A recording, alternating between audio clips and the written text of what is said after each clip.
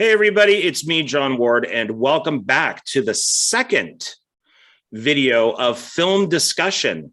And this video, we are going to be talking about the Star Wars prequels. And I am here with my host, Donald Wills. How are you? Doing well, man. How are you doing? I'm doing good, thanks. And, last time I started everything off. So why don't this time you start things off? What are your experiences with the Star Wars prequels? Do you have any stuff next to you that you could show us? Go ahead, tell me all about your prequel experience, and then I'll go after you.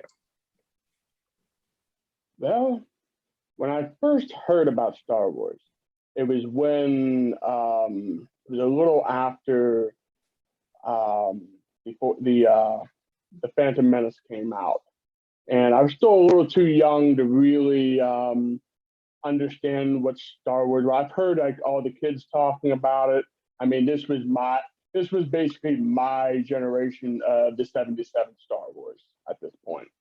And I went to school and heard kids talking about the Jedi and all that. And at the time I didn't know, what's Star Wars. I'd never heard of Star Wars at that point. Yeah. And I mean, I never got to see them until years later. But I actually, it was right around episode 3, when episode 3 came out. I went through high school and I kept hearing everyone say, "I have the higher ground. I have the higher ground." Never knew what they were talking about until I seen episode 3. So you're still a baby then. I mean, man. I was born in 92, so. Wow. Yeah. I mean, you would have been. So that's I'm 54, and I was 10 years old when the original came out, and then I was in my I was in my 30s when the prequels came out. Yeah, I would have been 7 when the Phantom Menace came out. So wow. I was still too young. My parents were not movie watchers, so I really couldn't experience what everybody else experienced. Unfortunately, I had to experience watching them in the movies when the Disney sequels came out. So. Oh wow. So yeah, we'll save that for next discussion. Well, yeah, that's did you bring anything with you? Do you have any like prequel stuff sitting next to you? I have a few things. I have well, let's check them out. Bring them out. I have whip them out. VHS tape this time. I have the Phantom Menace on VHS. Okay. So, with your favorite character, Yar Yar Bonks. Yar Yar Bonks. I hold nothing against the actor. I'll say this. I hold nothing against the actor, and I hold nothing against the effect. It's the character itself. And because I think Lucas did break ground with these, with these films. I think that he was trying something new, and nobody could have predicted how much people hated Jar Jar Binks. But with that being said, I think that he did break ground with having a completely full-size, visual effect character that can interact with, live characters. Yeah. So, so that's I only brought a couple things with me. I'm repeating one of them because this is how I watched the prequels, and it's with all the add-ons. So that's it's with everything that they talked about in those like YouTube videos where they added stuff back in.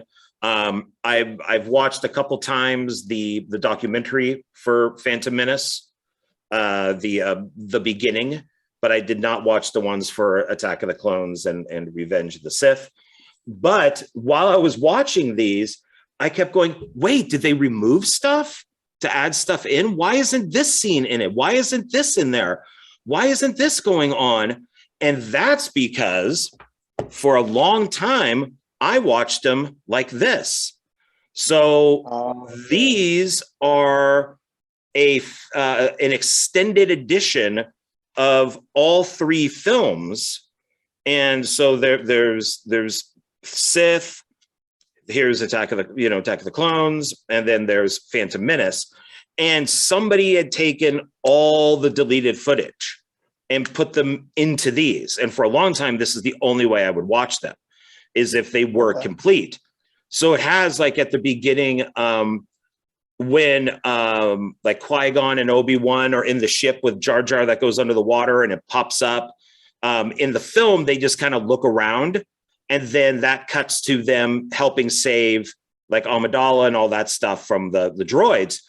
In this, the guy added in the scene where their underwater vehicle goes towards the waterfall, and they have to escape the waterfall. And and so when that scene wasn't in this version, I'm like, what the hell? Did they cut stuff out? And then I realized I had these.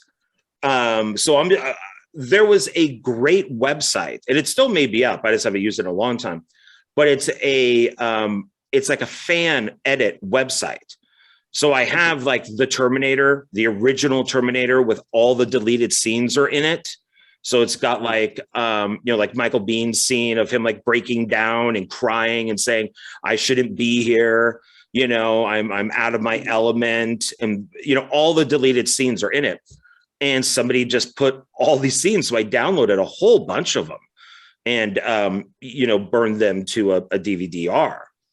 And, kind of like there was a website out there for a long time where no, I'm sorry, I take that back. It wasn't a long time. Where they were putting up work prints and like dailies and stuff of movies. And that's where I saw the uncut Leatherface Texas Chainsaw Massacre 3 and the uncut Phantasm 2, stuff like that. So look for these websites. They're out there to where you can kind of get these kind of cool extended versions or uncut versions. So those are the only two things I brought with me, because kind of with each trilogy, I have less and less. I mean, I can't blame you with the new trilogy, so I can't really blame. And this one is kind of mediocre, I'm not going to lie. Well, anyway, I do have a few more. I'm sorry, I cut you off. I thought you just had the VHS. Oh, no, you're fine. Please continue. I have three more. I only have four more things. Okay. I have the Phantom Menace, the Steelbook, which has nice. Darth Maul. Nice. And it has the original artwork. Sweet. Attack of the Clones, which has Yoda. Okay. And the original artwork as well. Yeah.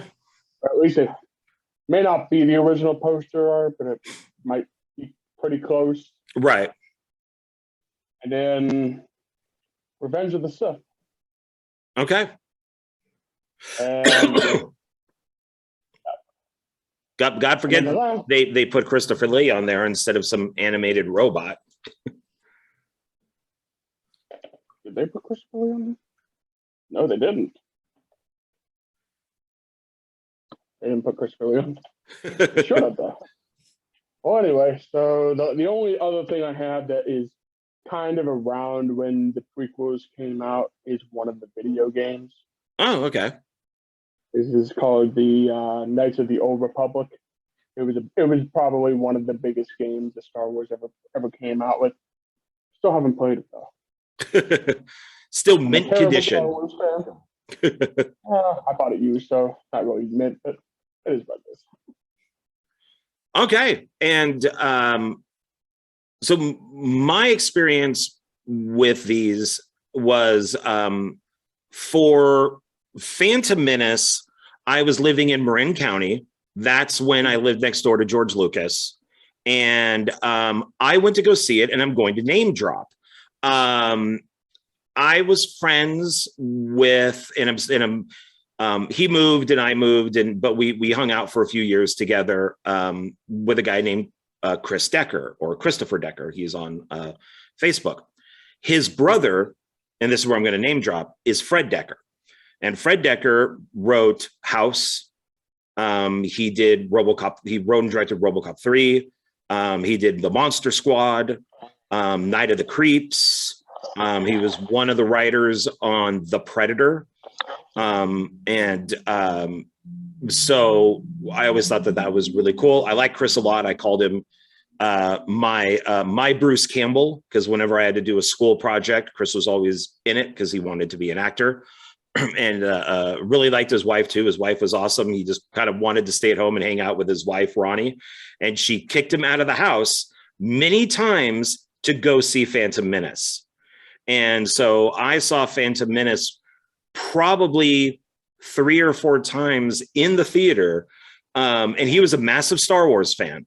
But she would, call me and go, John, we got to get Chris out of the house. He's annoying me. I need to get reading done. Let's take him to go see Phantom Menace again. And then we would go to that big red brick theater I mentioned that was owned by Lucas and Coppola and stuff. And we would go see Phantom Menace there. And he absolutely loved it. I thought it was entertaining. I hated Jar Jar Binks, and I'm going to discuss that with you in detail. It was not the film that I wanted it to be. But oh well. And then I moved eventually down to LA, and where most of my friends were.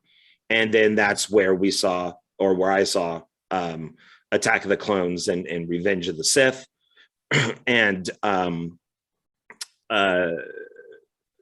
was still not the biggest fan of them, especially compared to the originals. But here's what I have to say, and I say this for anything, is you can only compare something to what came before it. So when you're looking at the original trilogy, and I don't think I brought this up last time, but you have nothing to compare the original trilogy to, except for the films that are within the trilogy. So Star Wars, A New Hope, you can't compare it to anything. Like nothing was like that when it came out, which is why people were so amazed. So, but then when Empire came out, you can compare Empire to Star Wars and go, oh, Empire is the superior film. And then when Jedi came out, you can then compare that to Empire and Star Wars and go, yeah, it's the weakest of the 3, which is my opinion. And then for a long time, it was just that. Now, when the prequels then came out, you could compare the 3 prequels to the 3 originals.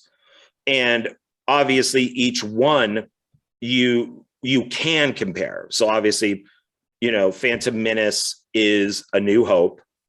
Attack of the Clones is pretty much, is more of, Empire Strikes Back. And then Revenge of the Sith is Return of the Jedi. So, and if you're comparing those 3, all of a sudden that makes Jedi better. So now you're saying, okay, now all 3 of these films have gone up a level. They still may be kind of, there we go, like that. So where Star Wars is here and then Jedi's here, but compared to the prequels, they're now up here while the prequels are down here, because everybody's like, oh no, these things suck compared to the originals. Which then when you have the Disney sequels, now you're comparing those 3 films to the prequels, comparing the prequels to the originals. And with how bad the Disney films were, it only made the prequels better. So now if the prequels were kind of like this, now they're up here while the prequels are down here, because now they're better.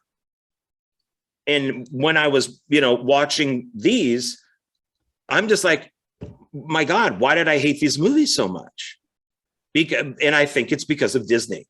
I really do. I think Disney made the prequels better because it showed that when you have a cohesive storyline that runs throughout 3 films, it's better than having 3 films that really have nothing to do with one another.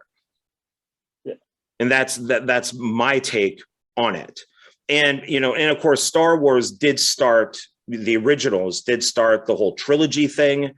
It started the, you know, what you begin, you end with, you know, Death Star to Death Star. So it's, everything kind of needs to be, you know, worked in a certain way when it comes to these trilogies.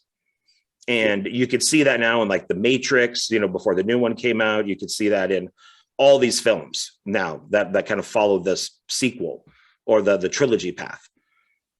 So that's kind of my take. I like I would much rather watch any of the prequels over any of the Disney sequels. What about you? Well, I'm a little bit different because I actually liked the prequels before I even watched the Disney. I actually enjoyed them for what they were.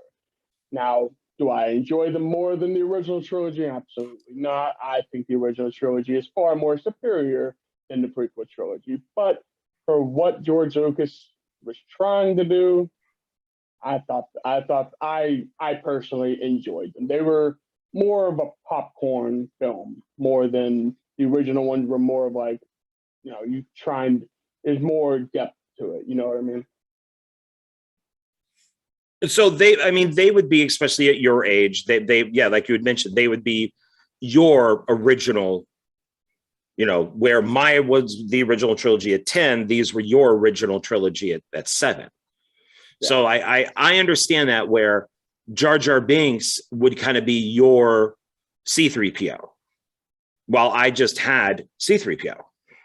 Not tear me down like that, man.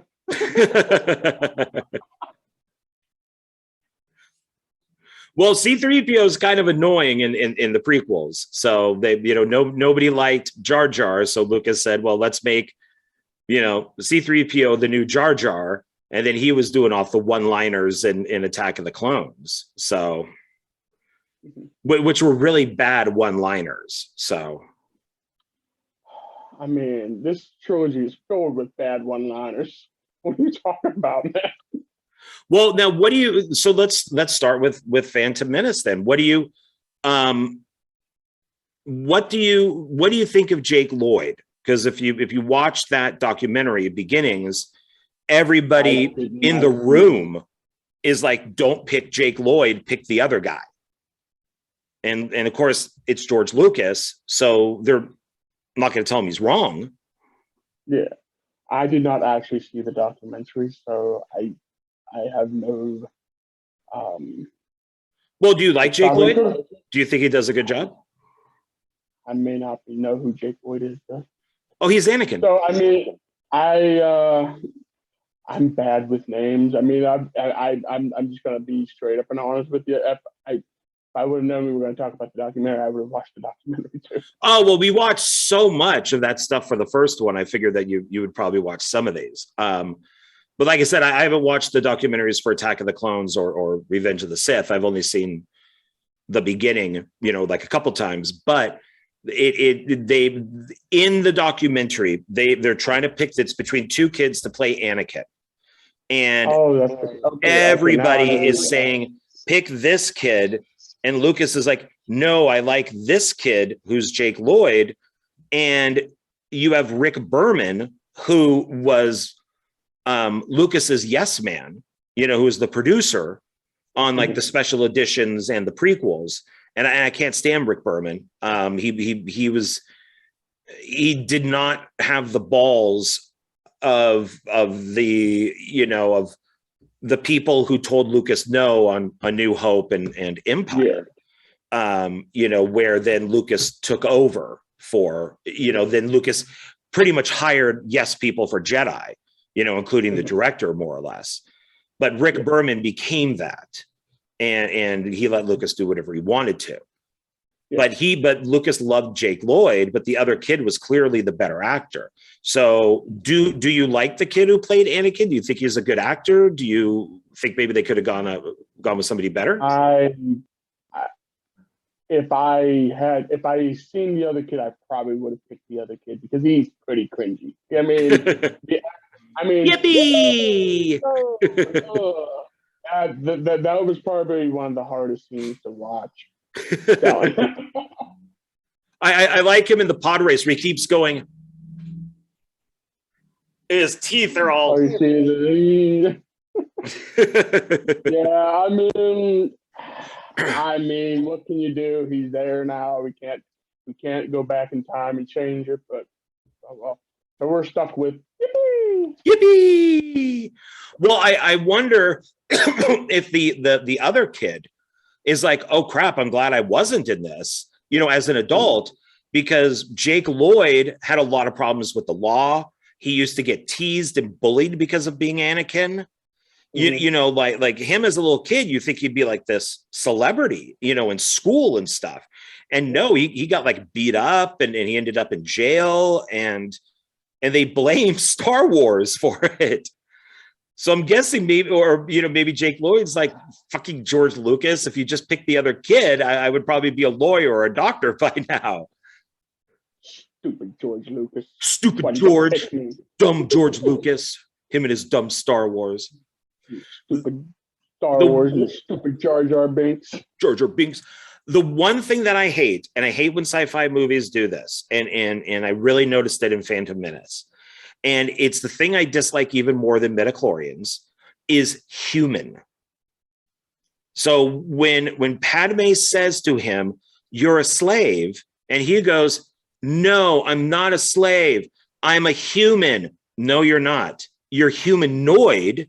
You're an alien. Humans are only on Earth. And I don't understand George Lucas, who knows science fiction back and forth. Why would you make the mistake? And I don't know why more people haven't called this out. He's not human. He's humanoid. If he's not on Earth, you wouldn't be human. You would be humanoid. Like nobody said human. I think he said he says human. I have a name. Does he say human? Yeah, he goes, "I'm not a slave. I'm a human." I thought he said that mine. He said, "I'm not a slave. I have a name. It's Anakin."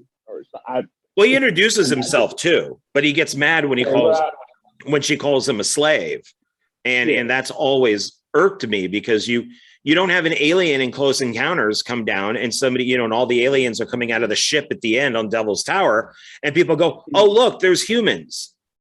No, they're humanoid because they look like humans, but they're aliens. And so Anakin and everybody in the Star Wars universe is humanoid. They're not human. You have to be from Earth to be human. So he probably wouldn't say humanoid. He wouldn't say, "Oh, well, I'm a humanoid." He would say, "No, I'm a Sprawlak," or whatever that's called on the planet, whatever name is given to that. Mm-hmm. But a human would say Anakin is humanoid. Mm-hmm. So it's because he looks like a human. So that's always pissed me off, always made me mad. And Lucas is a smart guy, and it just annoys me too. So it's just, why, George? Why do we do these things? I mean, maybe he wants to do it to make people. I don't know. I can just see people complaining, but he's a human boy. You know how people are. So I got to ask you. You got to explain it to me, Jar Jar. You got to explain your love for Jar Jar Binks to me, please. I give you the floor to tell us why you like Jar Jar Binks. Okay, but before I do that, I got to tell you a story. About Jar Jar. Before I get into that, the main reason I like Jar Jar is just because he ticks everybody off. Just because everybody hates him. You're one of those guys. That's the only reason I really like Jar Jar, just because everybody else hates him so bad. Well, anyway, I wanted to tell the story.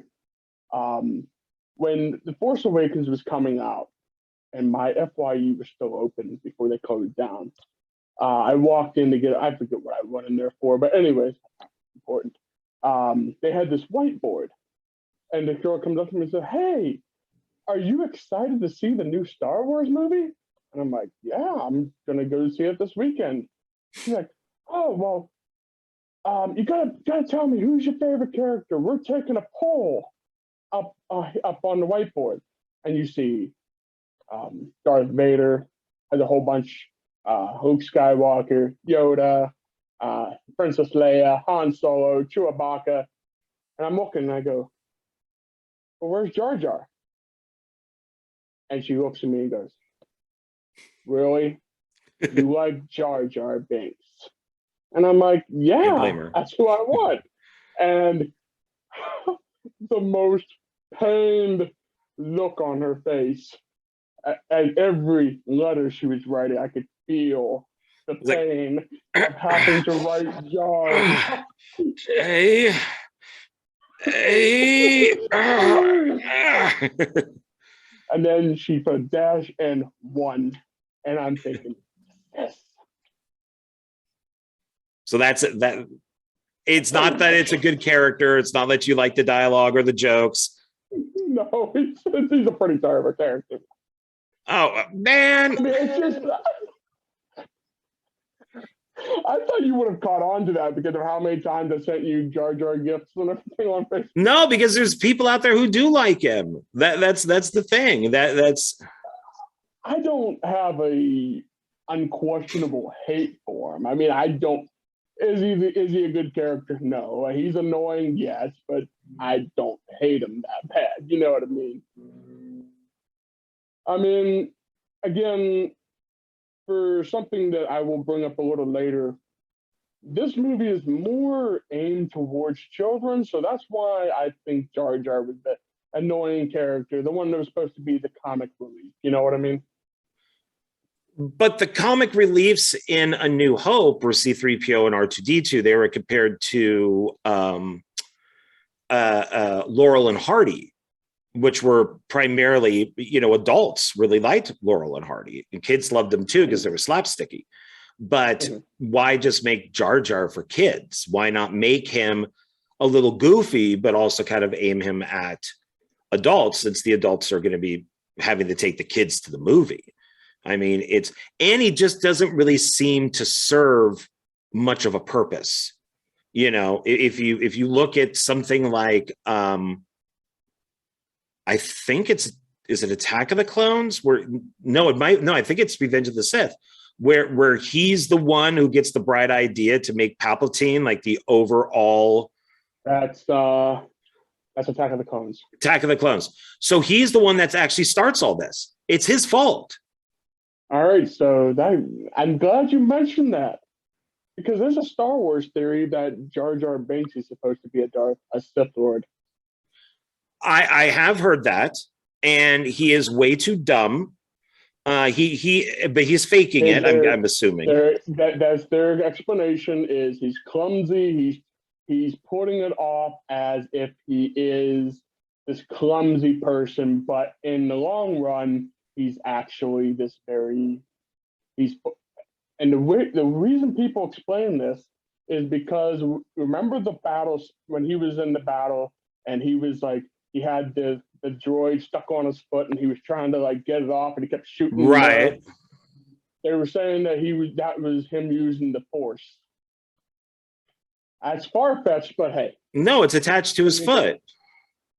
And he's swinging it around, and for comic effect, he's shooting the droids.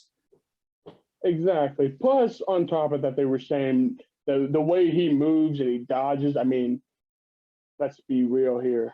If he was as dumb as he made it out to be, he would have died like first. He would have been the first person to die in that battle. Just saying. I mean, it's just a theory. It's never been confirmed. I'm going to have to dismiss this theory. George Lucas did say that Jar Jar Binks is the center of everything in this trilogy. So do what you want with that information. Well, yeah, because he does that dumb political move that gives Palpatine all that power. I mean, it's from the very beginning of Phantom Menace, where it's about trade negotiations, because that's what kids want, trade negotiations. Wow. Unlike the original Star Wars, which starts out with an awesome battle sequence, we get trade negotiations. Now, John, I learned a lot from that trade. Explain trade negotiations to me. I don't know. There you go. And then I don't get the new powers that the Jedis have. I have not read the books. I really haven't read the comics or anything, so I don't know if the stuff is in it. I don't count them. I'll count Clone Wars and Rebels and stuff because that is canon, but I haven't read any of the other stuff, so I don't know. The whole thing of the Jedi being able to run fast. What was up with that? Why could they run fast? And they're able to jump super high and all that. I mean, we did see Luke jump a couple times. But he does like the flip and stuff. I mean, we've seen him do the flip, but I don't remember ever seeing him like go like, jump from here and jump like 2 or 3 stories up. Yeah, it was more of a gymnastics type of thing that, where this one, it's like jumping a couple stories. But they seem to introduce these weird things Lucas did with the Jedi. So it's and one of the issues that I have with all the films actually is the pacing of the movies are awful. There is no breathing room in any of these films, and it is actually brought up in the documentary, the beginnings, when Ben Burt is who is the original sound designer, and he's the editor of all the movies, and obviously he was the one who saved these films.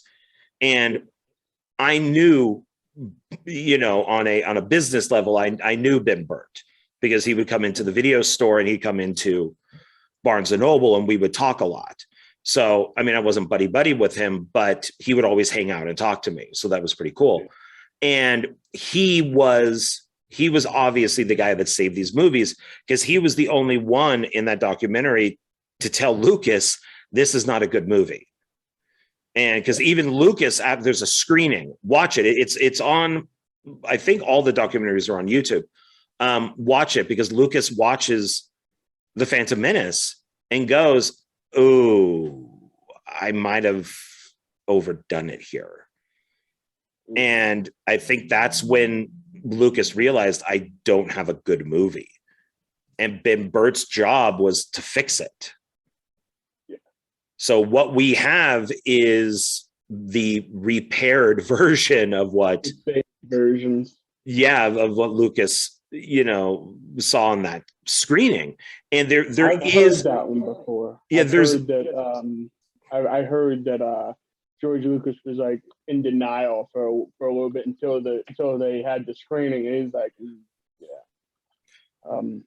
because there's if you watch some other films like like the last 2 Underworld films, and then the very last Resident Evil movie, they're 90 minutes. There is, which the other ones aren't, and they're actually a little longer. There is no breathing room in these movies. Like, it is just boom, boom, boom, boom. I mean, and that's the problem, I think, with all of the prequels, is when it does have the breathing room, like sand. I hate sand. It's coarse and gets everywhere. When we do have the breathing room, it's just shit dialogue. And it's just like, God, this is just awful. But that's the thing with Phantom Menace, is like we get these boring trade negotiations at the very beginning. We then get these weird androids that that do the walkie type talk that I don't understand if they're meant to be funny or not, with the Roger and all that. I don't get it, but okay, that's fine. Roger. hey, wait, this does not compute. We need to arrest you. You know, it's just like, what? Are you guys meant to be like the Keystone Cops or something? What's going on here? But they throw the smoke container in there, and then they leave the room, you know, and they fight the droids and the destroyers and all that type of stuff. And that just immediately, that's when we get the weird running thing. And then they hop down into the main part of the ship, and they, you know, some of my information I'm getting from Red Letter Media, from their reviews of this, of the Mr. Plinkett review. And which is great if you haven't seen them. They've done a whole bunch of them. And one of the videos I sent you talked about that. And I sent you episode 1 of the very first episode for Phantom Menace, if you hadn't seen it. And that's how I discovered Red Letter Media, actually. And these guys love Star Wars and Star Trek and all that. So when they're criticizing it, it's for pretty good reason. But they hop down into that hold where all the ships are, and then Qui-Gon's like, okay, now let's get onto a ship and we'll meet down below. Well, how do they know that the ships are even gonna be in the same place? What if one of the ships went to the other side of the planet? And it's one thing after another. They land. Qui-Gon's being chased by the ship. He then bumps into Jar Jar. Jar Jar then, you know, takes them to like the water, and then they just pull out that thing that they put into their mouth and jump and swim down to the water.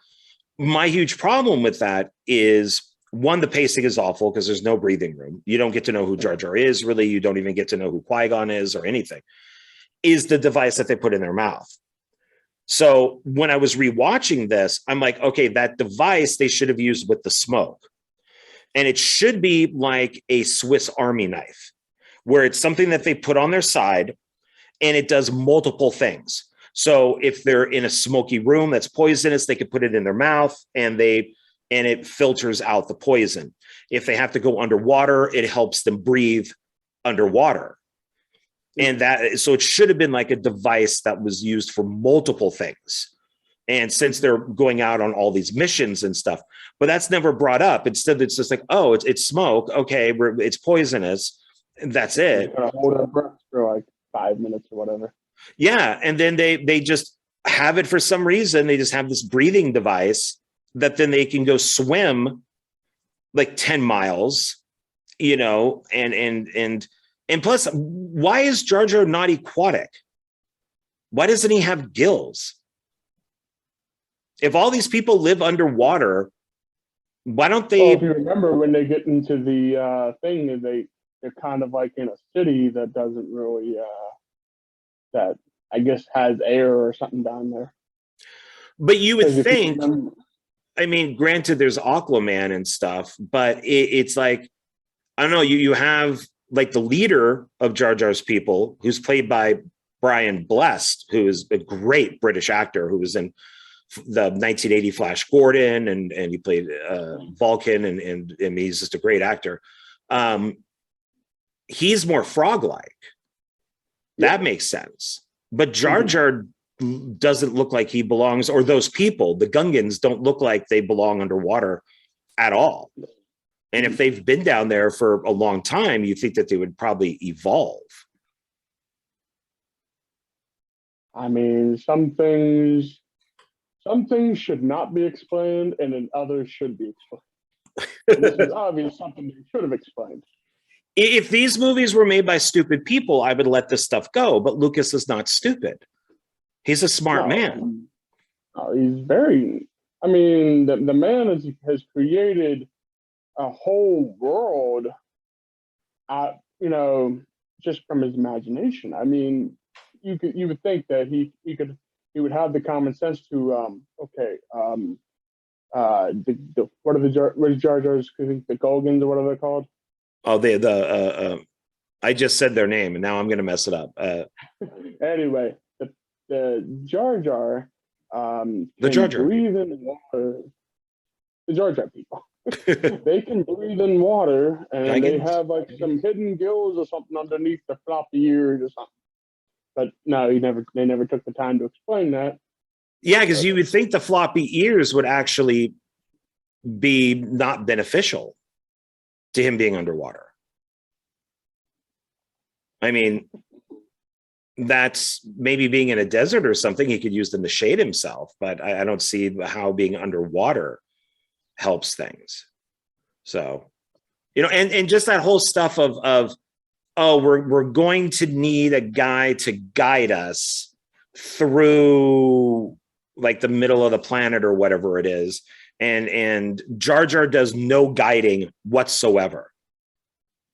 Instead, he just tells Obi-Wan, use your feelings, use your emotions, let the Force guide you, and it will take us where we need. Then why is Jar Jar there? I think they didn't want to. I guess they felt bad. They didn't want him to die or something. He was just going to get just probably put up to the surface again. I don't think they were going to kill him or anything. They may have. I mean, that's what they were kind of like implying, that they were going to punish him. I figured that would just be throw him back up to the top again, or put him in jail or something like that. So, I mean, it's because he does absolutely nothing except scream a lot and do a lot of this, in the ship that they're using. And then we get those dumb lines of, there's always a bigger fish. Okay. Why were these fish there to begin with? Like, all the dangers that are there, just one big fish eats a smaller fish and we're done. It's not very exciting. It's kind of like, it's like in Star Trek V, The Final Frontier, where they talk about this barrier and nobody's ever made it through the barrier. And this barrier is so, so dangerous because technically on the other side of the barrier is God. And so nobody's ever made it through this barrier. Nobody. They made it through it in like 30 seconds. like the ship just kind of rocked a little bit. It wasn't even like hurt. They made it through that barrier really, really easy. But yet throughout the movie, we keep hearing about this barrier that destroys ships and nobody's ever been through it and blah, blah, blah, blah. And they made it through it. So, and this reminded me of that. Like, oh, we're going to need a navigator because we don't know what dangers are in this ocean. And then it's just one fish eating another fish, one monster eating another monster, and then they pop up to the surface. What do you think of the robots? Do you like them better than stormtroopers? No, I prefer stormtroopers. I mean, they're okay they're all right, but I agree with you. The whole Roger, sitting there, Roger. saying these weird phrases and stuff, which I don't even think they even should have been able to say any phrases. But I prefer the stormtroopers over them any day. I think Lucas chose the CGI robots over stormtroopers because it was more of a kids movie, and the stormtroopers are technically people getting killed. But it's okay to, which then kind of, I was thinking while watching the third film, wait, if everything here is a clone and everything here is a robot, why are they fighting? Just use the Force and kill them. You're not killing anything. None of this stuff is living. Well, the clones are genetically produced. Right, but they're clones. Who cares? Yeah. I mean, I guess you could have it, if you expanded it, you would have the groups that would go out and be like, don't kill clones, they're people too, type of thing. But but when you really look at it, if you had to drop a bomb on where General Grievous is, and I don't mean to jump to part 3, but if you had to drop a bomb on where General Grievous is, the only things that are in there are robots and clones. So just drop a freaking bomb. What does it matter? It's a clone. It doesn't matter. You just make more. I mean, if that was how the movie went, we wouldn't have much of a movie, would we? It would make sense. I mean, I know it makes sense, but I mean, we gotta have our characters going through stuff. You know, we have to, you know, I mean, make if you could drop a bomb on a city that has a bunch of zombies in it, you probably would. But yet your aunt may be one of the zombies in there, and you're just like, well, it's not my aunt anymore. It's a zombie. Hey, there's actually some movies that kind of make it like, oh no, I can't kill her because that's my sister. I can't kill her. You know, we've seen that in zombie movies. Oh yeah. Well, that's kind of the ending of Land of the Dead. Is they at the very, very end, they see the zombies kind of walking away and starting their own thing. And they're just like, no, the humans are like, no, just let them be, let them do their own thing. Mm-hmm. And so, but it'd be like, yeah. So I mean, so I don't know. I mean, I was watching part 3, just drop bombs or just destroy them. Why do we care about clones? Why do we care about the robots? Just destroy them. They're not people. Yeah. You know, which is the same thing now. If you go back and watch the original films, that means that the stormtroopers are all clones. Yeah. I will say one thing though. Here's a con that I have with it. I mean, it's not really a con. It's but watching it today, it hasn't really aged that well. When you see, I mean, it was probably groundbreaking for the time, but looking at it now, it really hasn't aged well. When you see like when it was the Gulgans or whatever versus the robots, it basically that CGI just does not match with the field, man. Like, you can tell it's like, ooh, it's painfully obvious they're using CGI. I actually have in my notes. It looks like it's a video game. Yeah, and when I rewatched it on this, because what comes up when you put on each disc is that it says this is taken from the best source material. This is this is made in the best way possible. So it's like these are it. If you're going to watch these movies, this is how you would do it, is with this. And while I was watching Phantom Menace and exactly what you're talking about, I'm like, wow, does this look like a video game? Exactly. And I mean, I was looking at that. I was like, ooh. I mean, like some of them. I mean, even in Attack of the Clone is even more obvious. You can tell it's like this is the reason why they made the Clone Wars. I mean, you can see how animated they call them the clones, or they're obviously stormtroopers. Right. So you can tell that when you see how animated they look, and you see the clone standing next to like one of our main characters, and you're like, yep, that's definitely animated. That is painfully obviously animated. Yeah, and I don't know if it looked like that when I originally saw it in the theater, but seeing these Blu-rays, wow, that grass is green. It looks like a golfing video. I mean, like Jar Jar Binks should be out there, I mean, it looks like it does. It looks very much like a video, and it kind of takes you out of it. It does. It does. I cannot disagree with you there. Yeah, it's sometimes things look too good. Yeah. You almost need it. Like, I remember watching, I'm a huge Night of the Living Dead fan, the original 1968 version. And I've come to the conclusion that you need to watch that film when it looks like crap. Because one, it feels more like a documentary. It feels more of the time period. Mm-hmm. When they released the Criterion edition of it and they cleaned it up and it looks great. Like I think it's like a 2K version. All of a sudden, when one of the zombies puts his hands in a door, and I think it's Ben who closes the door and they cut the hand off, you could see it's rubber. Yeah. As he's cutting through it. But in the older versions, in the crappy ones where you get like 10 movies for $5 and one of them is just the crappy version of Night of the Living Dead, you don't see But that it was it's in the rubber. public domain. Yeah, those public domain versions actually look better than the Criterion one, which looks great, but it's too clear.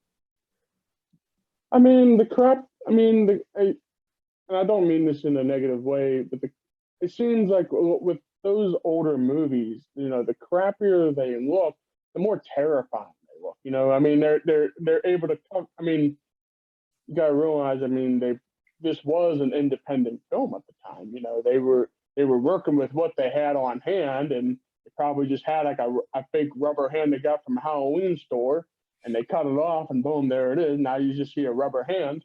Right. I mean, so I mean, it sometimes cleaning it up doesn't actually help the movie. No, that's why I'd mentioned in one of my own videos that I said I'm on the hunt to find the worst copy of Night of the Living Dead possible, because I think it's going to be the best version that you can watch. So it's you know, so I think I now own, if you don't include all the ones that are on those like 10 movies for $5, I think I probably own now like 3 or 4 just individual DVDs, because I'm still on that hunt.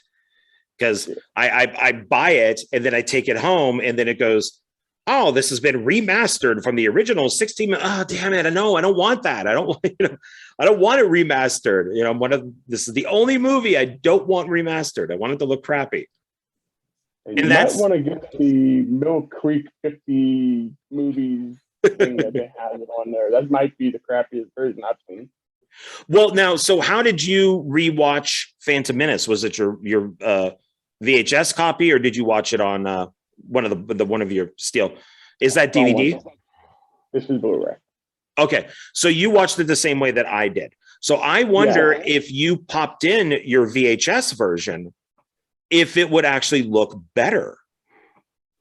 It might. I mean, like I said, I think with the siege, and plus we know that George Lucas and them have tampered with these movies even after release. So how do we know that, you know, this version of the movie, which I found out this was before Disney bought, so this is the last ones that, this was the last release before Disney. I think your version is also the one before Disney bought it. Yeah, this is still when Lucas owned them. Yeah, okay. So, and you know, from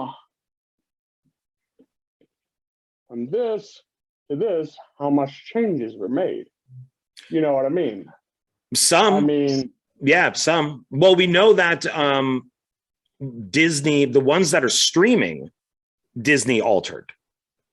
Yeah. So these are the ones that, like this and your steel case, are the last ones that Lucas would have altered. Yeah. And then the ones that are streaming are the ones that Disney altered. So they're still altered. There's like no way of finding the original versions of any of these movies. The only way you can get lucky is if you find a rope run or something, but that's probably never going to happen. No. So I mean, and I completely agree with you. I mean, the Blu-rays sounded great. They look great. Yeah.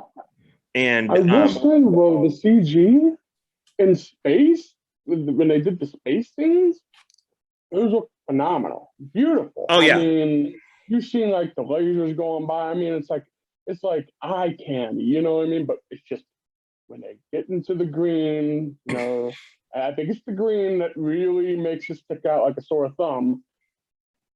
It just looks like I'm playing a PlayStation 2 video game.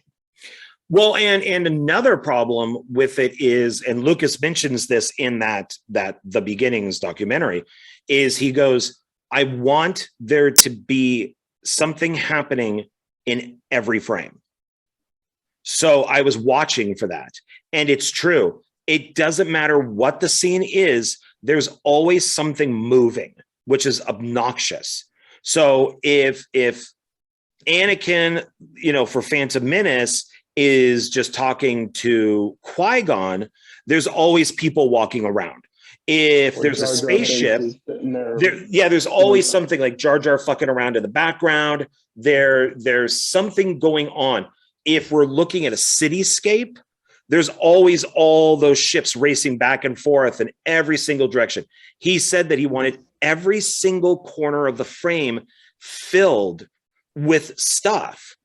And it's so annoying because it's true. It's, once again, there's no breathing room. Overkill. Yeah. Straight up overkill. I mean, Yeah. now that you mention it, I didn't, like I said, I didn't watch the documentary, but now you pointing that out, especially when Qui-Gon's, trying to talk to Anakin, his mother, and you see Jar Jar Binks, sticking his tongue out to get the fruit, and it's like, you're trying to pay attention to these two, and all you're doing is watching Jar Jar, sitting there going, Yeah. Which is just him being obnoxious. It's just annoying, and then he's just a little dickhead because then he sticks his tongue out at Qui-Gon. He does, he's supposed to, I guess, be like a little kid or something. I don't know. But it's if you watch these again at some point, watch every corner. There's always something. If it's not a ship going by, it's a person going by. If it's not, if it's every frame. I mean, it's almost claustrophobic with how much stuff, is in the screen that you don't really go like, oh, wow, that's beautiful. You're like, why is there so much shit everywhere? Like, what's going on? Like, is this important, or is this just added in to throw it in? It feels like they were just trying to get their money's worth out of it and just fill the screen with everything, just throw everything out there, just make something move. I guess their intention was to try to keep people's, try to keep people's attention to what's going on, but sometimes that's a little too distracting when you're distracting from the main story. Well, like as an example, not the special editions, but the original version of like of the Falcon going into Cloud City. That looked great. I mean, everybody in the theater, I remember, was going like, wow, look at this. And it's just the ship, and it had like the two cloud car, ships next to it. And that's all it was. It was those three. They were being, kind of ushered into the city, and we're just seeing what were mostly map paintings, and it looked great. And you're just like, wow, Cloud City is friggin' awesome. Yeah, simplistic. I mean, it gave you a chance to really admire the background, and it was like a soothing scene when you look at it. Yeah, because there's now, do I like Lucas's eye for detail? I do. I like that he, in all three films, he shoots the movies like they're World War II films. I like that he's constantly using wide shots. I like that all the ships sound like they're from like a bomber from World War II. They have that kind of chugging sound to them. Even in the pod race, they had that. I like that when a ship blows up, the camera will follow the ship as it's like burning and crashing. Like it will like deviate away from our main characters, and we'll just kind of follow this ship that goes down. Once again, this is kind of goes back to the background thing, is in Revenge of the Sith, where the bounty hunter tries to kill Padme, and it's that little floating ball that lets those worms in that are supposed to kill her. And then they blow the window out. Later, when I think it's Anakin who's talking to Padme, you see robots outside putting in the new window, and they're kind of making sure it fits and everything. And I like the detail that he did. It's like, oh, okay, we're actually seeing them put in the window. That's kind of funny. But once again, is it necessary? Aren't we supposed to be focusing on Padme and Anakin talking, not looking at like maintenance robots? Is you want to correct you? That is actually Attack of the Clones. Oh, that was an Attack of the Clones? Okay. They all blur in after a while to me. So, okay. So Attack of the Clones is when they do that. Yeah. So I give him credit for detail. Yeah. But is it too much detail? In some cases, yes, and in other cases, it's not necessary. But I mean, it's kind of nice to, hey, did they fix the window? Oh, they did fix the window. Nice, good on them. Do we need to see them fixing the window? I mean, it's good that they fixed it. I mean, at some point, you would think that she's a senator. Her window should be fixed pretty fast. Exactly, but I mean, hey, at least I guess we can appreciate that they did show us, them putting it in. I mean, I kind of like that, but at the same time, I was like, I'm focused on them fixing the window and not what the people are talking about. Yeah. So I thought that was kind of weird. So, do you like the pod race? Pod race, I liked. I did like the pod race. I mean, it was entertaining. Seeing that weird. I should have wrote down the names of the guy. The one that was that messed with Anakin's pod racer. Oh yeah. Yeah, it was so good to see him get blow up his own ship. He kills a lot of people. Yeah, I mean he like took something out of his thing, threw it on, and it landed into their motor and blew up their motor. They go flying off somewhere. I mean, everybody's pretty negative with Anakin. Qui-Gon is the only one who thinks that he can really win. I mean, it's kind of like telling Rocky that he's always going to lose in every single movie and then he wins. But I obviously the pod race was made to make a video game out of, but I actually thought I enjoyed it. Did you like all the little kind of fan fodder in there of the Jawas and the Sand People? And I liked it. I don't really think it was supposed to be like, we were supposed to be paying attention. I mean, people like you and me, we do pay attention to it. It was like, ooh, there's Jabba, there's these kinds of people. There was the species that Greedo once was. We don't know what kind of alien it is, but it's Greedo. It's mini Greedo. Okay, so that brings. Okay, so I was going to bring this up anyways. Does everything need to connect? I don't think so. I mean, does Anakin really need to be making C-3PO? Does R2-D2 need to be in it? Does Jabba the Hutt need to be there? Do we need a Boba Fett or Jango Fett? Do we need all of these things? I mean, is it really necessary to have baby Guido? Not really, but I mean, I guess it's there for if people were always wondering, hey, who was Boba Fett's father? Okay, we get the answer to that, and we get to find out where Boba Fett comes from. And also, you wouldn't if it wasn't for C-3PO being in there, you wouldn't get the best quote ever. My parts are showing.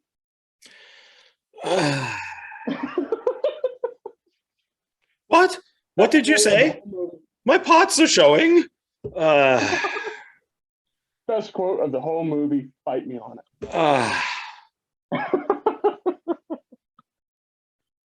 it. In case you haven't noticed, I really enjoy bad quotes. Apparently. Yeah, C-3PO wasn't as bad in this one as the other two movies where he takes over for Jar Jar. So that's the my parts are showing is kind of how long was he naked for after Anakin leaves? Who put him together? Was if Anakin is gone for 10 years, who put C-3PO together? Did the mom do it, or when she was sold to the guy that Denise is like, well, we can't have them look like this. So okay, and here's another question for you. I might have brought this up in the first video. What is up with the name Skywalker? I was still confused with the Skywalker name, because unless Skywalker is Smith, then That's what I'm thinking. Vader can find, because when we finally get Vader and he's told that Padme died, he obviously doesn't know about the twins. Dumbest ending in the world with Padme. I love Vader ripping up out of the and doing the I love all that. I think it's absolutely hilarious. I will say I'm so glad they did bring back Earl James Jones to James Earl Jones, James Earl Jones to do the voice of Darth Vader for that last scene. Yeah, it's very Universal monster. I absolutely love that ending, and I like how the Emperor kind of does a little smirk, So he doesn't know about the two kids, and the whole stuff with Padme is fucking stupid as shit because she dies of a broken heart. Dies of a broken heart. No, she doesn't die from her fucking larynx being destroyed. She doesn't die from being strangled. She dies. You're going to make my rating of Revenge of the Sith go down lower, aren't you? I disliked Revenge of the Sith actually a little bit more watching this. Because that all the stuff with Padme is, I love, she's dying, but yet it's like, okay, before you die, name your kids. Oh, okay. I'm dying. You guys could try to save me, but that's Luke. Oh, okay. Now that's Leia. What? Why not just give them names after she's dead? Now that you point that out, remember the robot saying her health is in perfect condition, but for some reason we're losing her. She says she has lost the will to live. She died of a broken heart. It's the dumbest thing ever. It isn't, oh yeah, as the robot should come up and go, oh yeah, she got the shit strangled out of her and she's dying. I mean, that wouldn't have made sense if, when Anakin force choked her, maybe he damaged her organs or something because he overpowered it or something. That would have made a lot more sense. He could have, if they want to say, and they could literally say she's dying of a broken heart, he could have grabbed her heart and just like, it should be like, oh, fuck, But it's so dumb. And I know we already jumped to the third film, but it's so, how fucked up is it that Leia gets to go be a princess and Luke gets to be a hick? How messed up is that? Yeah, we're just going to make him some guy shuttling moonshine for his uncle. Yeah, Leia will go be a princess and live in luxury. That's kind of messed up. I mean, it is what it is. I mean, but that don't make any sense. He's a senator, isn't he? How did she become a princess, though? I guess over the years, promotions. So she moves maybe up the ranks.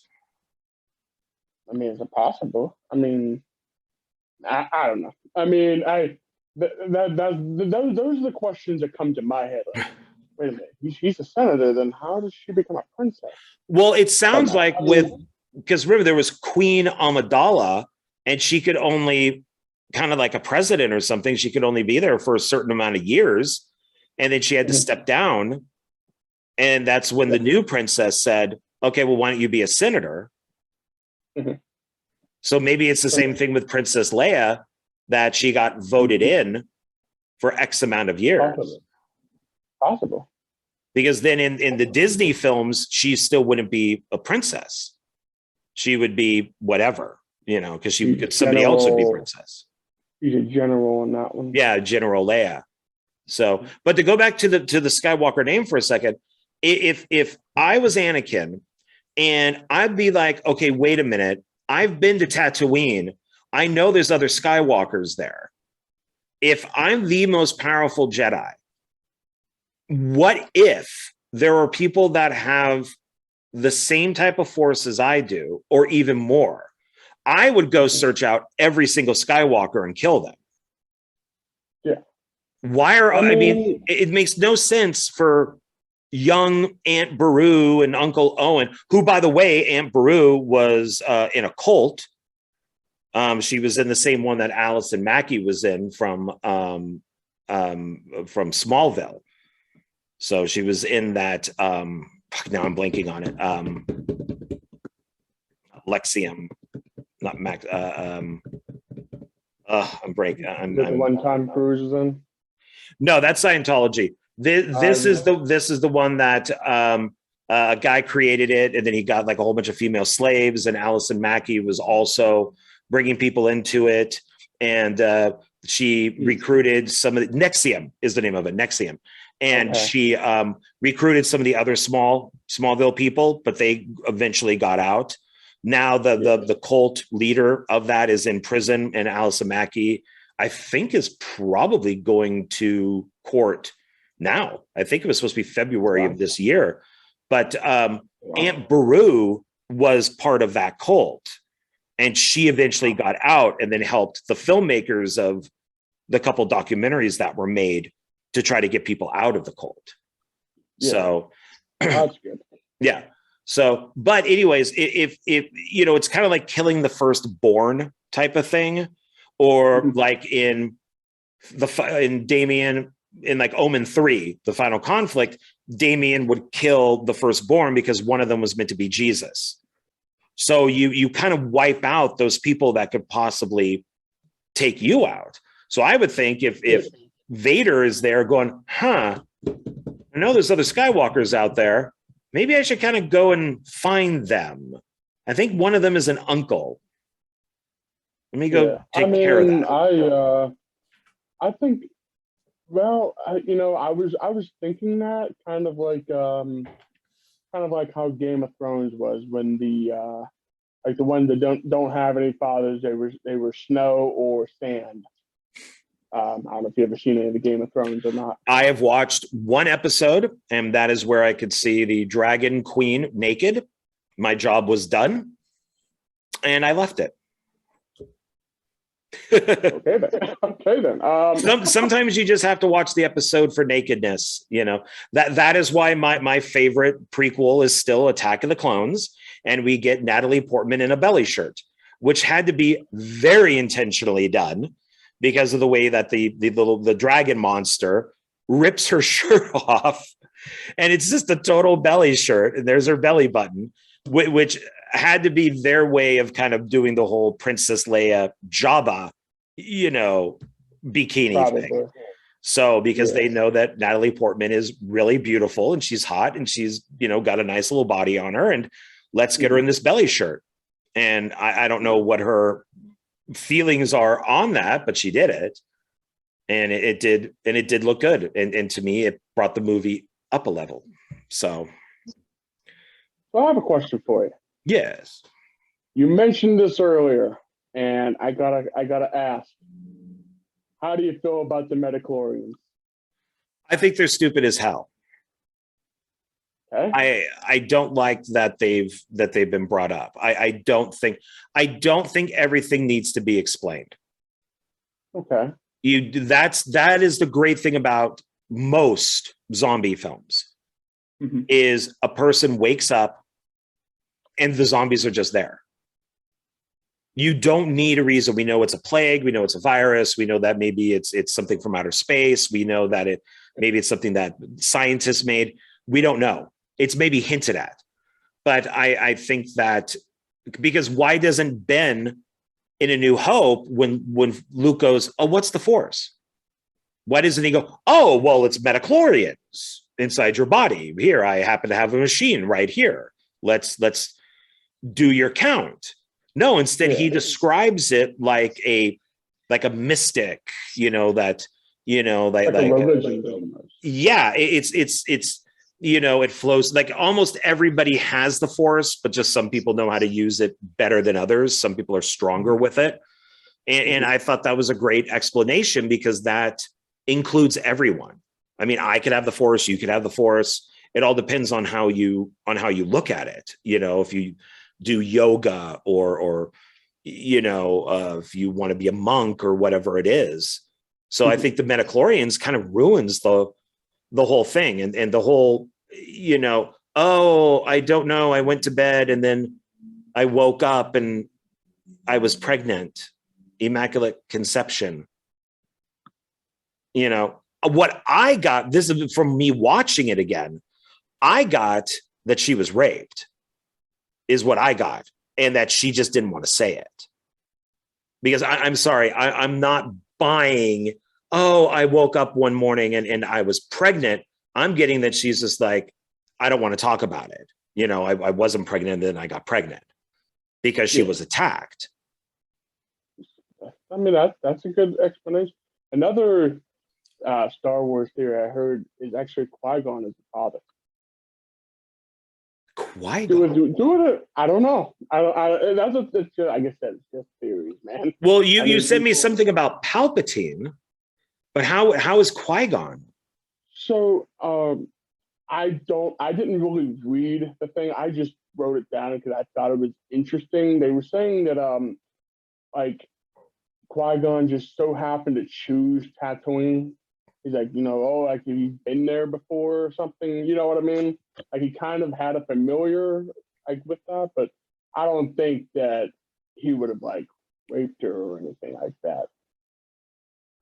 I'm not 100% sure. I mean, like he injected her with sperm or something, or he used a turkey baster. Okay, this conversation just got weird now.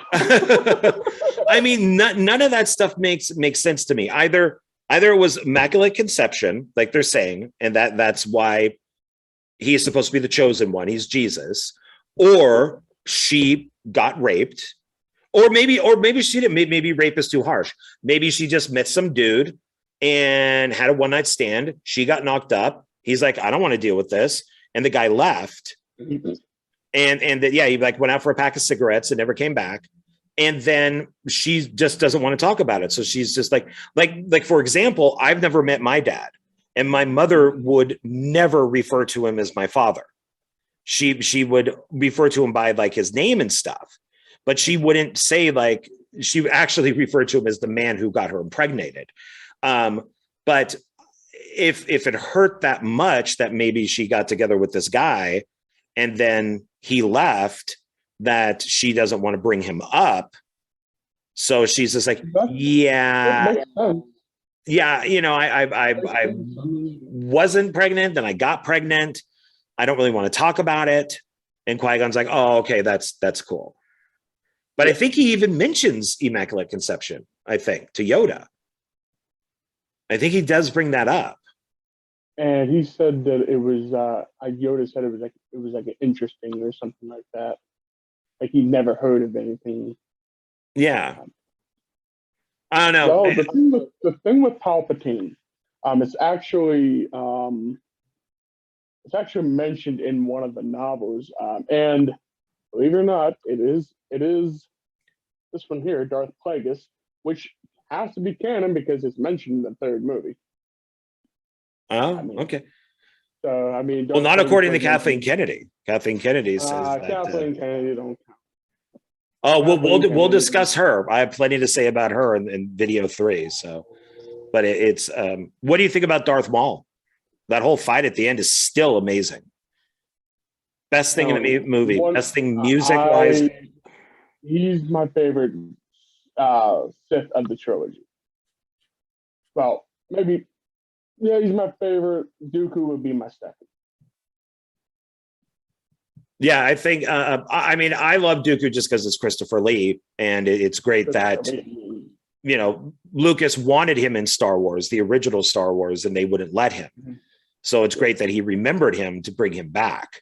So I think that's awesome that Lee got to be in Star Wars, and then of course Christopher Lee is a massive Lord of the Rings fan. He actually wanted to play Gandalf. But it's great that he was able to be in that series too. So, yeah. I mean, later on in his life, he pretty much got to do everything he wanted, which is awesome. So, yeah, I love Darth Maul. I like that he is really short. When you see him standing next to people, he's like 5'4", but yet he kicks ass. and dual lightsaber. yeah, and That was sick, man. which makes a lot more sense than the lightsaber in the Disney ones that just has the little flame like coming out of the sides, which I think that if you went too far, you just freaking cut your hand off. It's such a dumb looking lightsaber, but the dual one makes sense since you're doing they're doing martial arts, so it makes sense.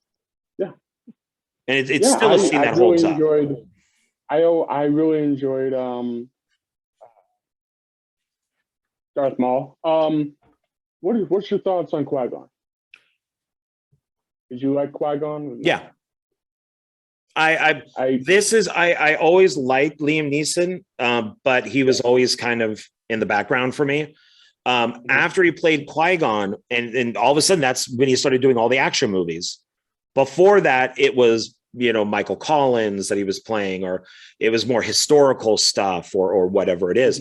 After Star Wars, all of a sudden he's doing all these action movies, and he became one of my favorite action artists. I mean, I have probably like a section that big of just his films, and they're all after Star Wars. So I really like Qui-Gon. I think that unfortunately his character made a horrible mistake, and his judgment was very off, and everybody else was dead on. Yeah, I mean, that's one I put in the cons, that the Qui-Gon death. I kind of wish that they would have went a little further with them. Just think about it. If Qui-Gon would have lived, would Anakin have turned to the dark side? We don't know. But why couldn't Qui-Gon come back as the Jedi Ghost? If Ben could come back as the Ghost, and why didn't Qui-Gon disappear when he died? I mean, I don't even know if George Lucas even knows what's going on with that. My thoughts on that is it is sacrifice. So Ben sacrifices himself, and he disappears, comes back as the Jedi Ghost. Vader in Jedi, basically he sacrifices himself to save Luke. And so what we're seeing, he dies, comes back as the Ghost. And I'm not talking special edition Ghost. I'm talking about the actual Jedi Ghost. But we don't know what Luke is burning in Jedi. It could just be the Darth Vader costume. So maybe he disappeared and then could come back as a ghost. Yoda, I think, just died of old age. So maybe my theory is wrong, but he waited for Luke to show up again and then tell him, yeah, you're a Jedi. And then for some reason, a ghost can sit on a log. I don't know why a ghost would sit on a log, but they do. I guess they get sore feet. But why wouldn't I know that's been a question of why doesn't Qui-Gon disappear? Oh, if you remember at the end of the third movie, Yoda did tell Obi-Wan that he's able to commute with Qui-Gon. So, which we never see. That is so weird to me. We never see, unless they're going to do that with the Obi-Wan TV show that Disney's putting out, which I'm not. That makes absolutely no sense at all. That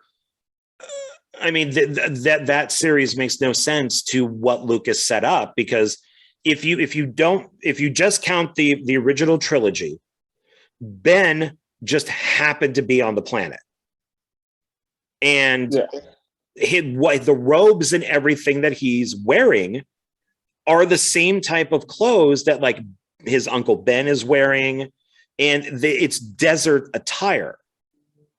And then for some reason, Lucas with Empire with like Yoda said, no, this is what Jedis look like.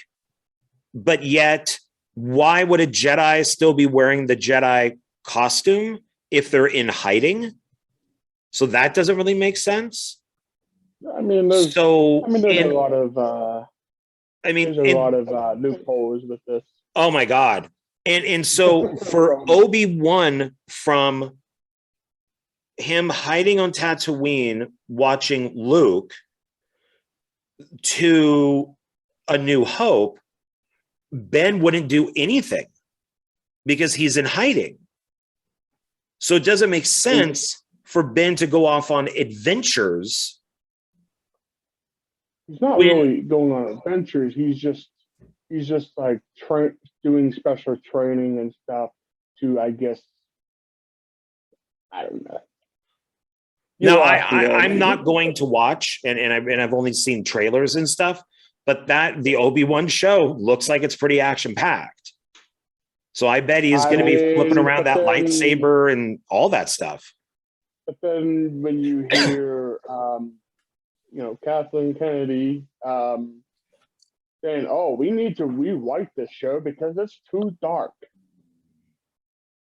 It's a show about Obi-Wan that's hiding from Sith Lords that are trying to kill him. Well, no, it's because they made The Mandalorian. The Mandalorian is the Obi-Wan Kenobi script. That's why Obi-Wan got delayed, is they made The Mandalorian, and then, which was, of course, Jon Favreau. And then Kathleen Kennedy is like, oh, shit, Obi-Wan's the same show. Mm-hmm. We need to find, we need to rewrite it. So it doesn't make any sense, because guaranteed, I bet you in the show, he's going to be using a lightsaber. He's going to be going from planet to planet. He's going to be doing all that stuff. So it doesn't make any sense because he's supposed to be in hiding. It doesn't. You got to make it entertaining somehow, right? I mean, it's one of those things where just Disney doesn't know what they're doing. But hey, we'll talk about all that stuff later. So what are your thoughts on like Attack of the Clones? When, before I watched them, Attack of the Clones is the one that has the most stuff happen, but it's the one I remember the least of. Okay. I mean, I don't know what it was. I mean, I remembered the Phantom Menace pretty good, and I remembered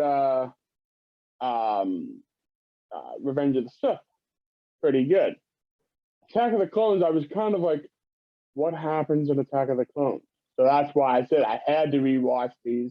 And I was going to go through 2 and 3. I was like, well, I might as well just watch all 3 of them. So I came prepared this time, unlike last time. Well, yeah. I mean, I always do a bunch of notes, and then I don't even use half of them, unfortunately. So I've kind of stopped doing a lot of that, unless it's one filmmaker, then I'll do notes. Yeah. But I think, now tell me if I'm wrong, I think the way that most people would rank the series, I think they do Attack of the Clones as the worst, then Phantom Menace, and then Revenge of the Sith is the best. Am I right in that? That's my ranking. Revenge of the Sith is probably the better of the movie, even though the ending was stupid. It's out of all of them, it's probably the best. Phantom Menace was, on my ranking, I gave the Phantom. Wait, where's my Phantom? Here it is. Phantom Menace, I gave a 7 out of 10. And Attack of the Clones, I gave a 6 out of 10. Because watching it the second time, I did like it a little bit better than the first time I watched it. You gotta remember, it's been like the last time I watched these movies was back when The Force Awakens was coming out. So I pretty well. I would probably see. I'm very different than you and other people. I would say that Attack of the Clones is the best, then Revenge of the Sith, and the worst is Phantom Menace. You're just putting that on the bottom because you hate Jar Jar. It's that has a lot to do with it. Yeah, it really does. It really does. You can. Jar Jar hater. I am racist against Jar Jar, not against his people or his race. I'm just racist against him. I think that Lucas himself obviously was a hungry filmmaker when he made A New Hope. Like he was that outcast guy, that indie guy. Then he got into Empire Strikes Back, and then he's just like, fuck yeah, man, this is awesome. But by the time that he got to Jedi, he was all burnt out. And he's like, you know what? I just want to make toys. I just want to finish this trilogy. I just want to get through it. And then he waited years and years until the technology was there, because obviously everything with the original trilogy was groundbreaking, that he wanted to break ground again, which he did, with a lot of, green screens and visual effects characters like Jar Jar and stuff like that. Yeah. And I mean, that's all they saw was green screens. And he got that magic kind of back when he did the prequels, because you could see that there is a storyline. Even with, I think, how bad Phantom Menace is, everything does lead to something else. Yeah. So it's you even though I do think that there are some pointless things in it, you could see that they go to the ship for the trade negotiations. There's they follow everybody down to the planet. They meet Jar Jar. They then get the ship underwater, which then takes them to the city, which then they meet up with the princess, which then leads them to blah, blah, blah. They have to do the pod race so then they can get the parts that they need, all that type of stuff. And that's for all three films. That Lucas had a story. There is no way that you can look at these three films and not say Lucas didn't know what he wasn't doing. They might have not been the best ideas or choices, but he definitely had a beginning, middle, and end for each movie. He knew that this was, probably going to be the end.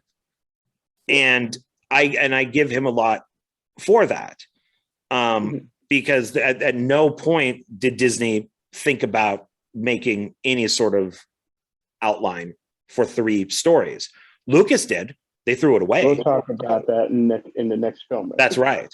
So I think out of the three, I think Attack of the Clones is the one that has the most, I think it's probably the best written, even though it does have some bad dialogue, like sand. I hate sand. That's a love story, man. That love story took me out of it. And Natalie Portman is so hot in Attack of the Clones. The belly shirt, when she's all hippied out, when they're in the field, when they're like on the planet in that her like little castle type thing, she is so hot. And it's like, I could just watch the movie for her. And I think that it has some good moments. I like Anakin hopping onto the speeder bike, like he's James Dean from Rebel Without a Cause, and him speeding, through the desert and just wiping out all the sand people. I think is great. And he wiped out women and children too. I mean, good for you, Lucas.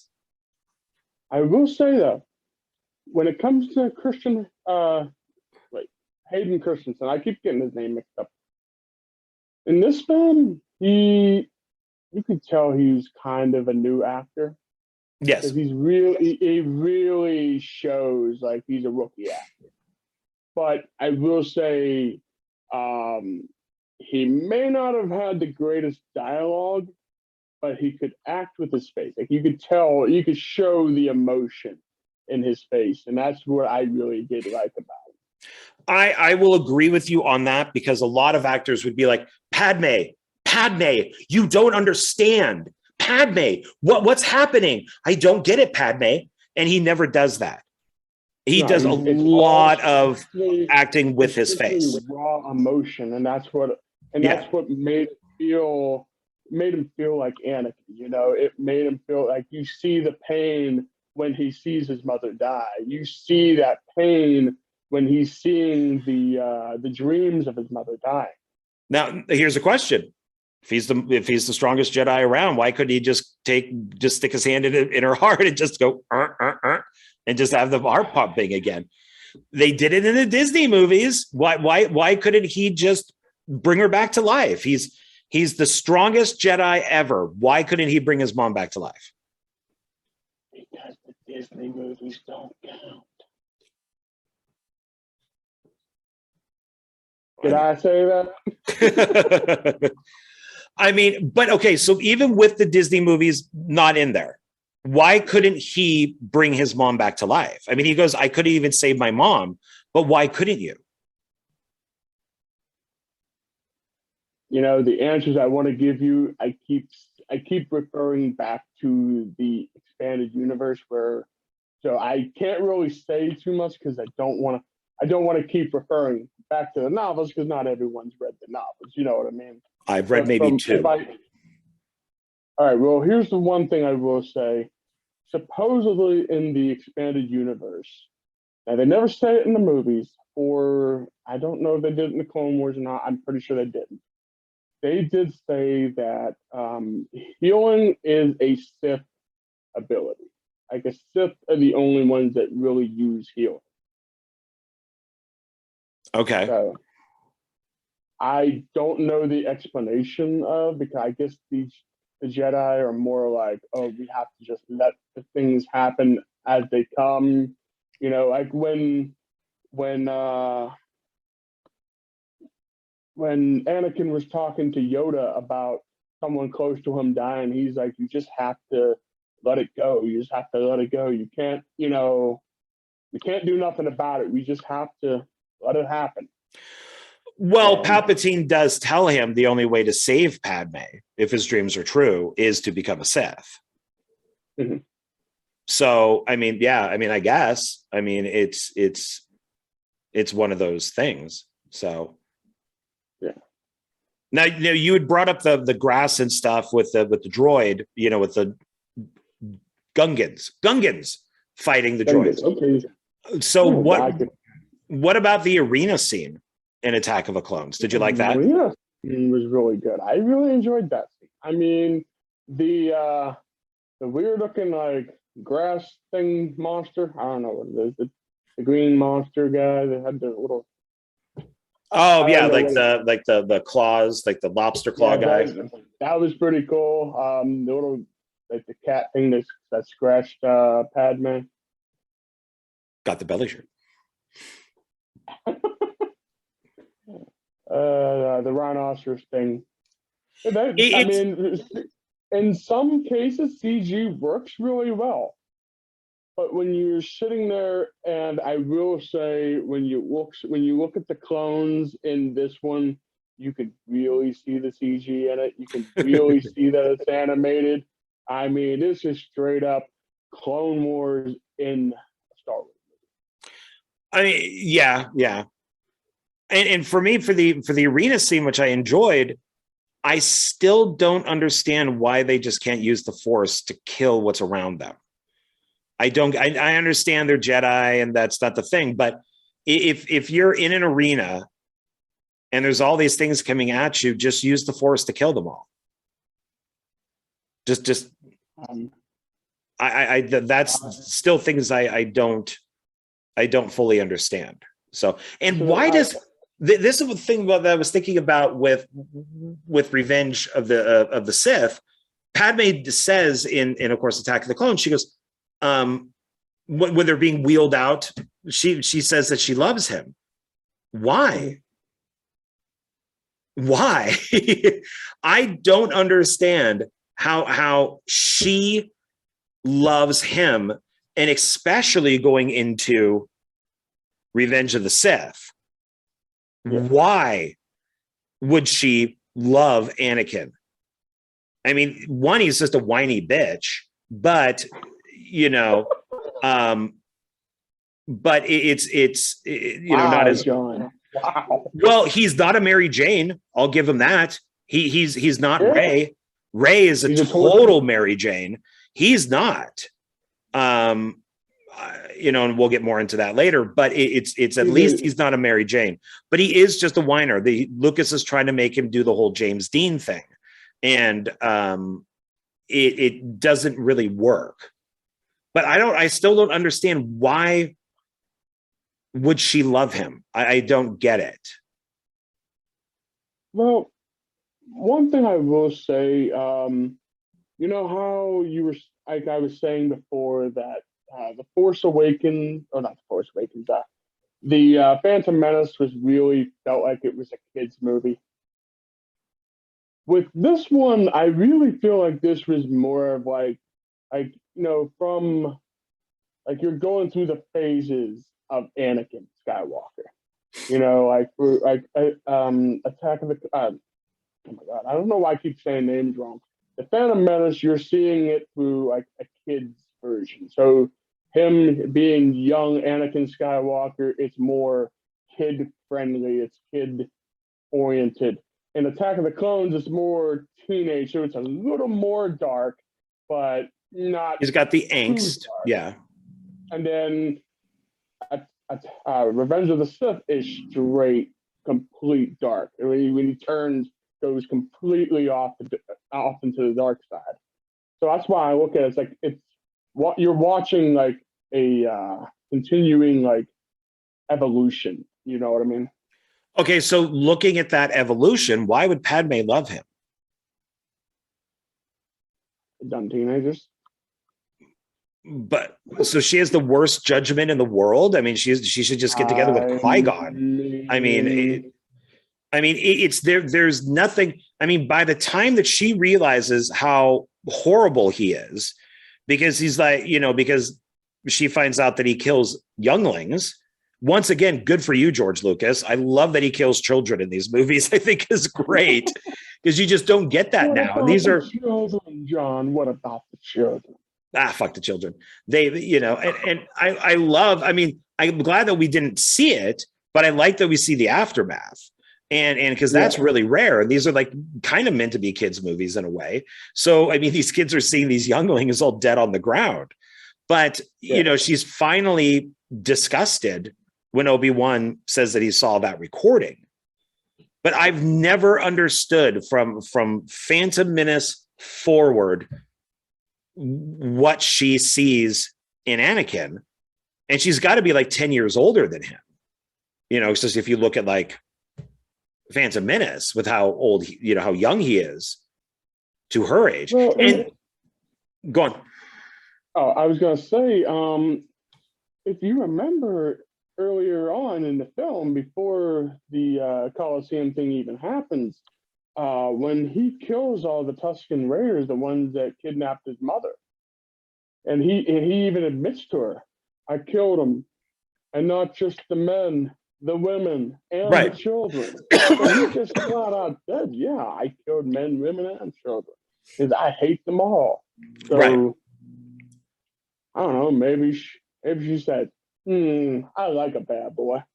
A bad boy is a murderer. I mean, it's the thing is I'm not sure because he is a whiner, he's just this this whiny teenager, hence, rebel without a cause. But I don't know, man, if I was dating some woman and she goes, oh yeah, I just went out and set a dog on fire, I wouldn't be like, oh baby, I got to have you right now. I'd be like, I'm out of here. I'm gone. And I'm probably going to, I'll call the police, No. Yeah. But yet she just kind of puts up with all of this, but then of course, Hitler had Eva Braun. So, and she didn't seem to have a problem with what Hitler was doing. So I guess Padme, maybe she was into that kind of stuff. I don't know. Maybe they had the thing where she was saying like she was blinded by love or something. You know what I mean? That's why I said the love story really kind of takes me out of the movie. That's one of the main reasons why it's probably the lowest, because every time it came back to them, I was kind of like, Can we? I mean, I like some of the scenes that they were like, but I feel like some of that could have been like, oh well, they're long movies. Yeah, they're well over 2 hours each. So like 2.5 hours or something like that. Yeah. Well, the thing that I didn't realize until this time watching Revenge of the Sith is that this film takes place over like 9 months.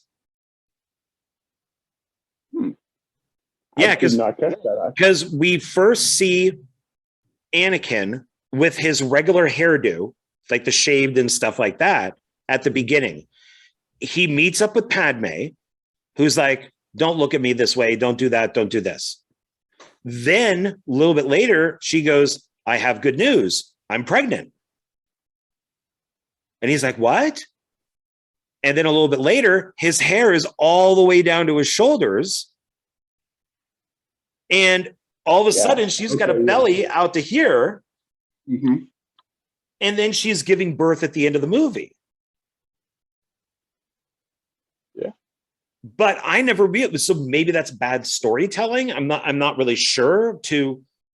I mean, I guess you. Yeah, I guess. I mean, I never even realized that until this time. Like, oh my God, this film takes place over a pregnancy. Mm-hmm. So it's like 9 months because she's not pregnant at first, but then she gives birth, and it doesn't seem like the pregnancy is forced. Yeah, I mean, she's giving birth. She's giving birth in a very magical way because apparently there's no goo on the kids, there's no blood on the kids, there's no umbilical cord. So, I guess this is a magical land where babies just pop out of you. CGI, they were very CG babies. Yeah, I mean, it's funny with her dying that they still were able to get her into this medical facility. They still put the metal thing on her. So like Obi-Wan and I guess other people couldn't see her below, area.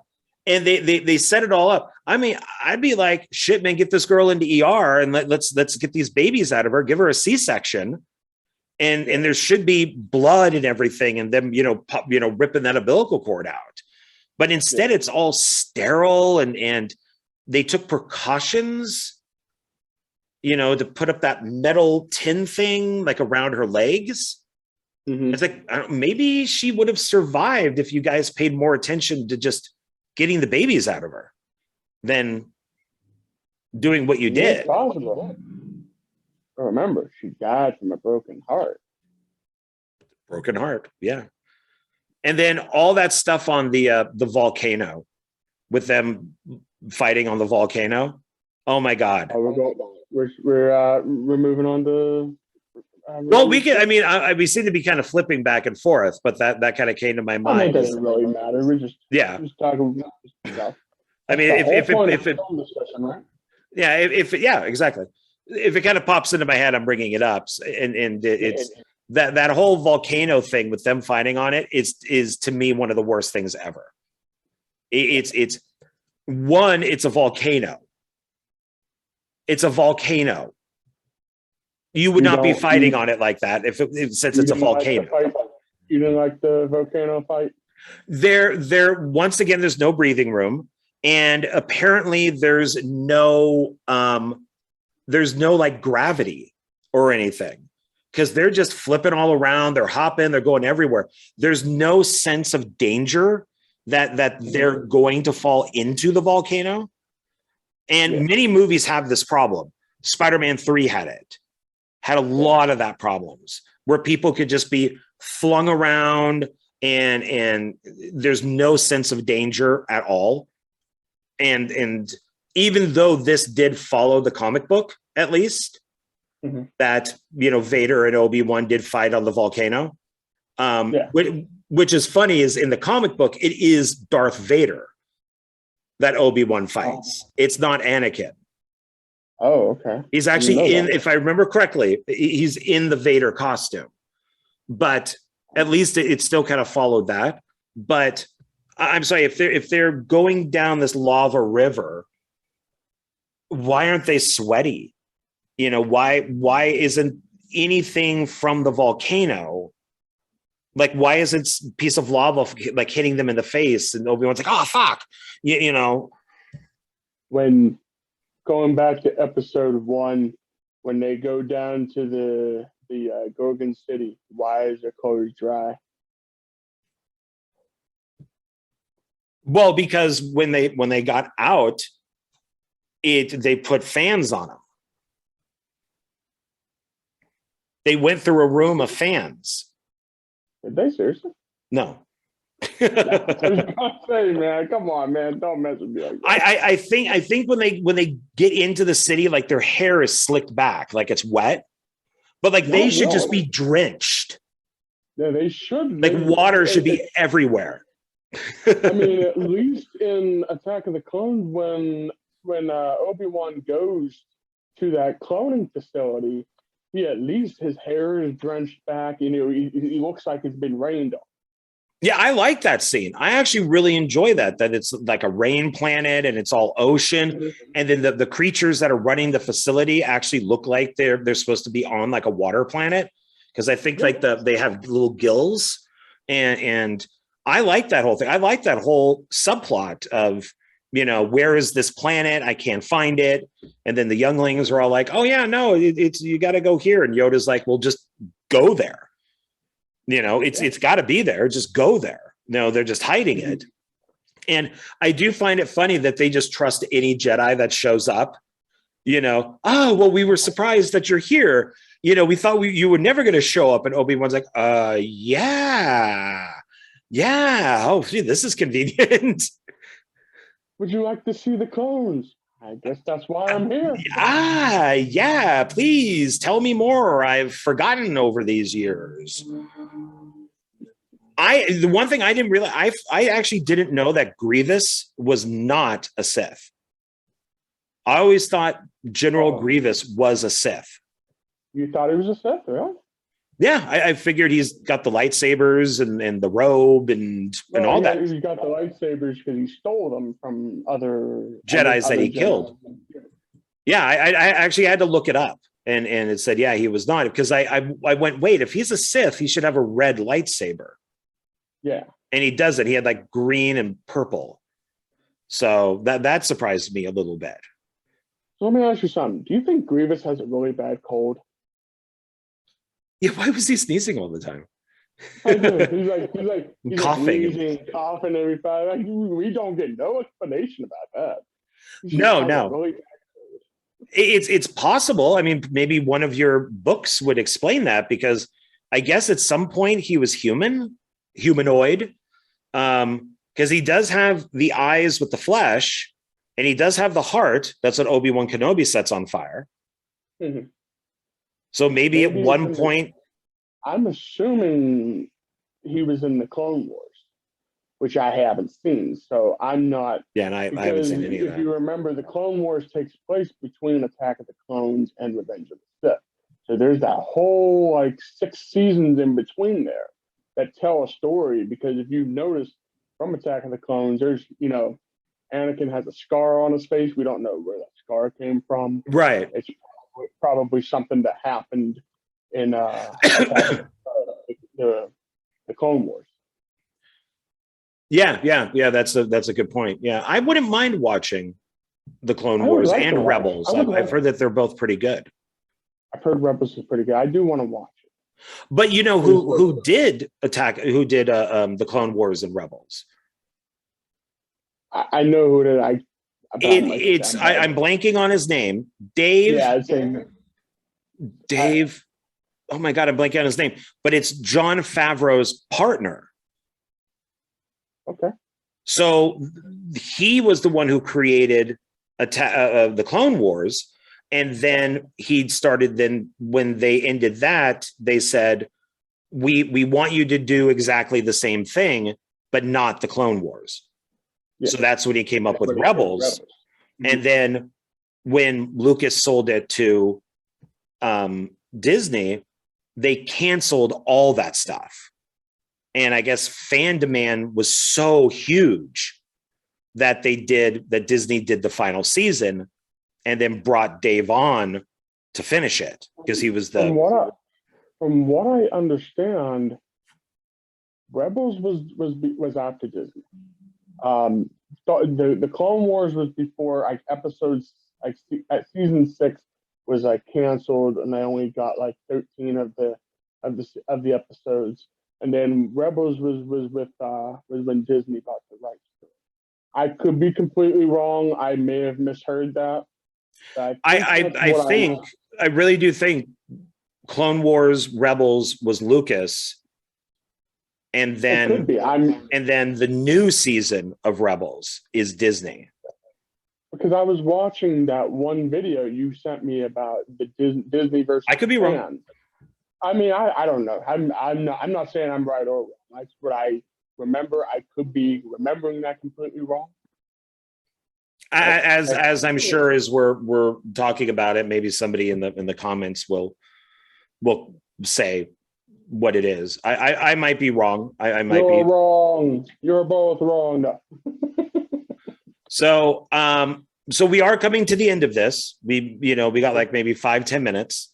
What you have many notes. Is there anything that you want to talk about? I think we pretty much covered everything. What out of all of the prequel movies, who is your favorite character? Well, if I did good guy, I would probably say Obi-Wan. Okay, one good guy and a bad guy. So it would be Obi-Wan. I mean, Ewan McGregor does such a good job. And from what I understand is he went and studied Alec Guinness. And Lucas said, "Oh no, you don't have to do that." And he's like, "No. I want to get Alec Guinness down. Like I want to get his Ben down. I'm in Star Wars, And I really like that. I appreciate that he did that.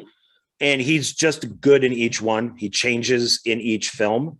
So I would probably say out of the good guys, it would be, Obi-Wan. Out of the bad guys, I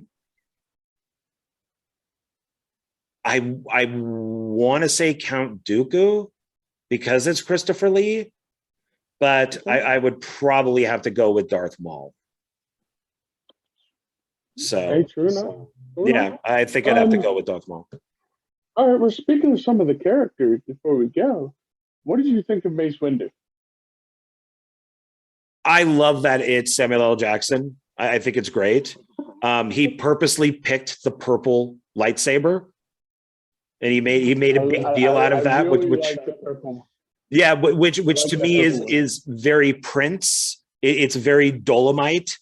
It's like he purposely picked the purple one because of like black exploitation type films. That it's just that thing, and so I thought that was pretty awesome, and I think that he's good in this. He's so yeah. I like Waste. I heard that they're doing a show with him. They could be. I've been hearing that for years, though. I don't know if there anything ever came out of that or not. I just saw a video that said like Bryce Howard Dallas or Bryce Dallas Howard, Ron Howard's daughter, because she now directs. That she was going to be directing like the first episode of that, but that's got to be pretty short. I mean, unless he survived the fall or it took place before. That'd to be a prequel. I mean, as far as he fell, even for a Jedi, I doubt he survived that. He would have to. Yeah, there would have to be something kind of dumb. What else you got? Correct me if I'm wrong, but is Palpatine the same guy that played in the original? No. Trilogy. No, I've heard someone say that. He's in the special edition. Okay, gotcha. I don't think it is. You're talking like the original guy, like when Empire was in theaters. That's what I've heard. I could be completely wrong. I've heard someone say that it's the same guy that plays the Emperor in Return of the Jedi. He plays Palpatine in the prequels.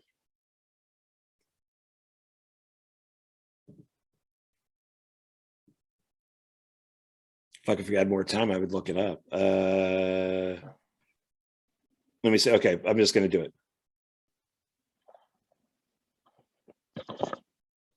Who played the Emperor in Return of the Jedi? Oh, I'm sorry. No, I don't want that. No, I want Empire. I have his name here. Who plays in the Return of the Jedi? But do you have it of who played him in Empire? Yes. Oh, I okay. have the one who plays him in the prequel show. Okay, so is it the same guy? That's what I'm asking. You said you were looking up who. Oh, I thought you were looking up who played him in. Oh, I thought you were just testing me. Do you actually need to know, or do you have it written there? I'm confused. I have the person that plays him in the prequel trilogy, but not Empire Strikes Back. Yeah, no. Okay, so let me see. So, who plays the Emperor in Empire Strikes Back?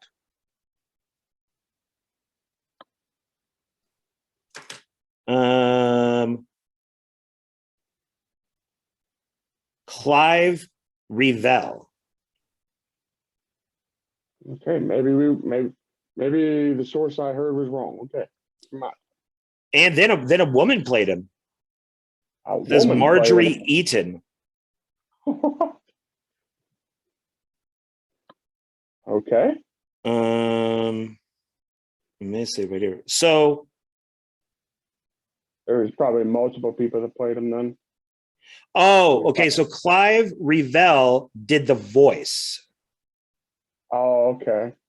Ian however you say his name. Ian McDermott.